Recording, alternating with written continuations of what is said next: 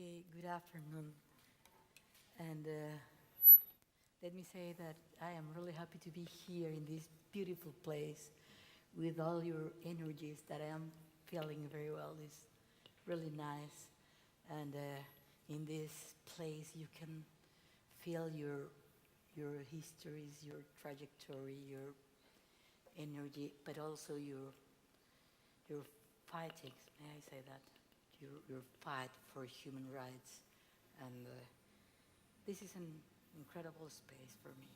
Because of my bad English, I will read. But before, I would like to share with you some little ideas about PCS.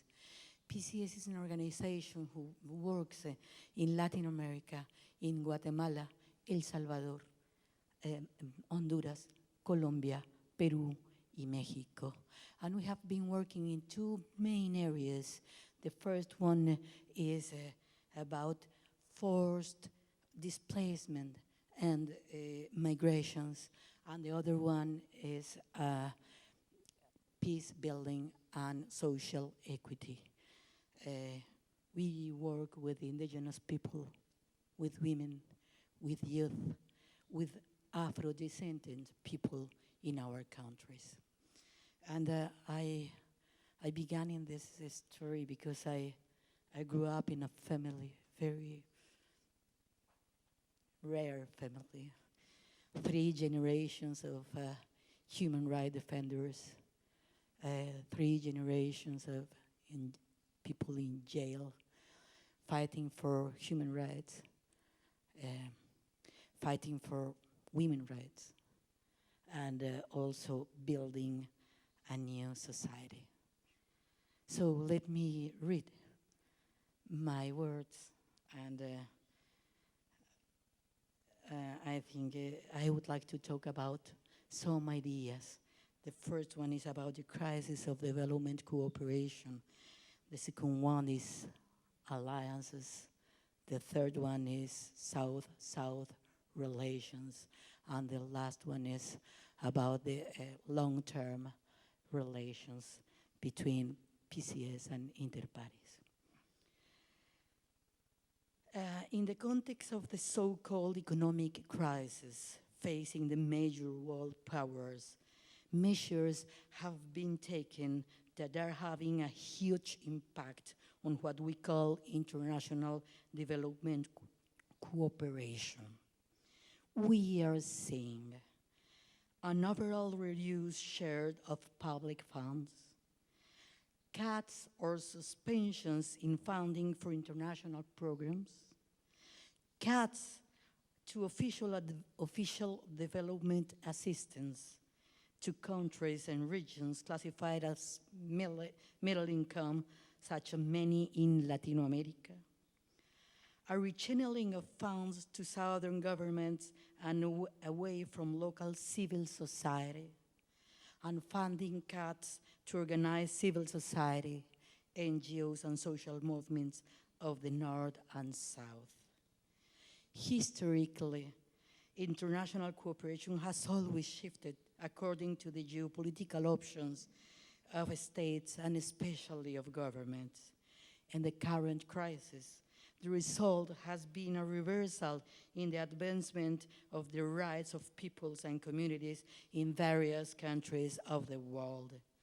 The measures taken to reduce the crisis of the rich countries constitute a setback of decades of dedication, research, work, and efforts by many civil society organizations in the North and their local counterparts in the global South. We are also seeing that international cooperation, which initially was conceived as solidarity, is being converted into charity. The measures that I described just now are bringing about another outcome, namely the transfer of responsibility for the crisis on the countries of the global South. For America Latina, the risk is that there will be a deepening in the gap in this region, which already has the greatest inequalities on the planet.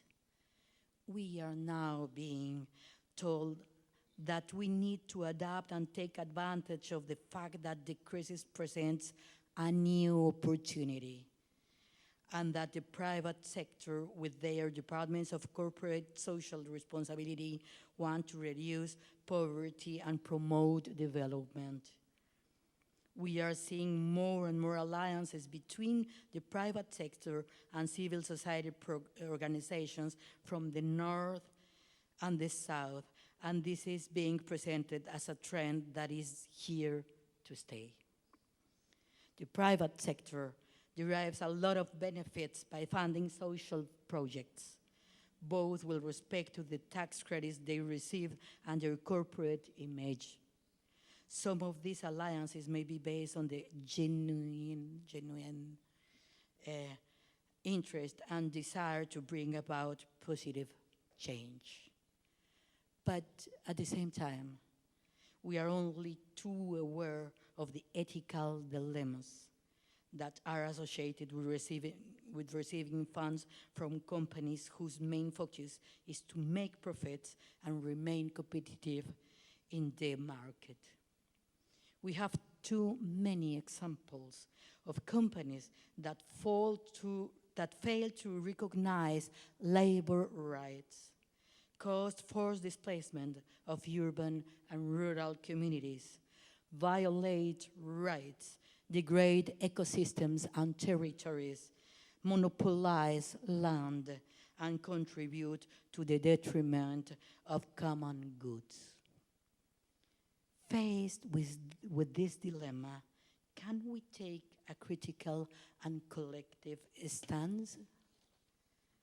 I believe we must strengthen the responsibility of addressing poverty and inequality, exclusion, the concentration of land, the violation of human rights, of women's rights, of Mother Earth rights, and peace building. It is worth then asking ourselves, what development are we talking about? And what model of society are we developing? In the Latin American region, alternative political trends have come to power in several countries, establishing new forms and scenarios of coming together. Can we rethink South-South relations?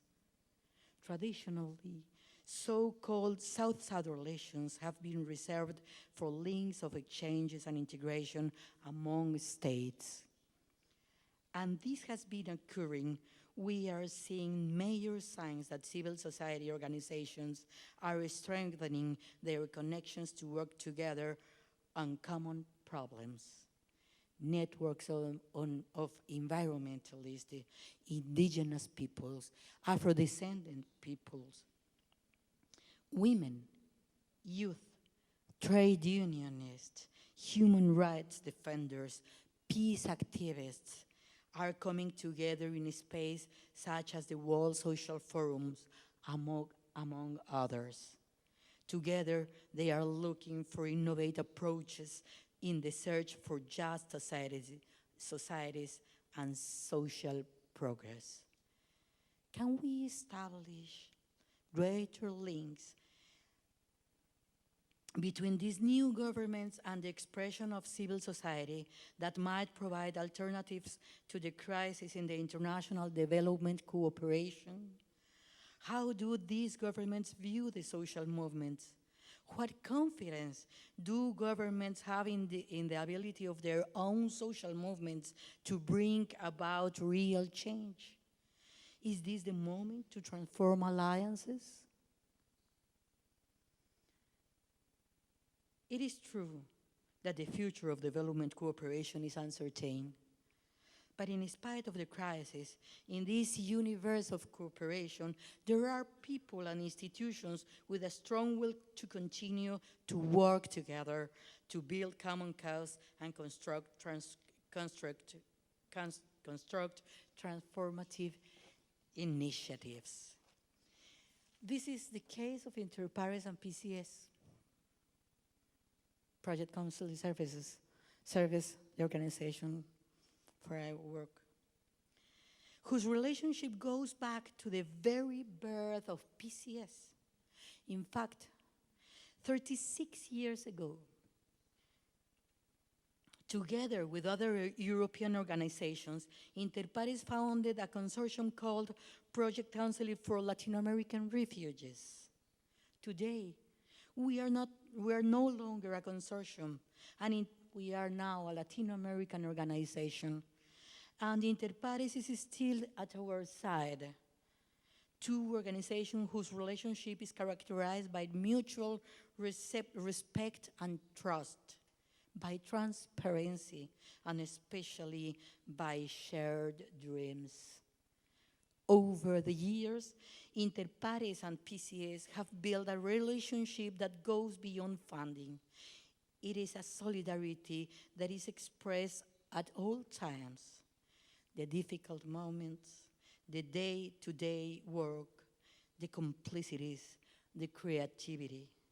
We have learned to read one another in the best sense of the meaning, with the joy of the voices of women survivors of sexual violence in social and political conflicts, with the participation and empowerment of indigenous people, with the recovery of memory based on truth, justice, and reparations in post-conflict scenarios, with progress toward a social state based on the rule of law, with the protagonism or agency of those who have been silenced.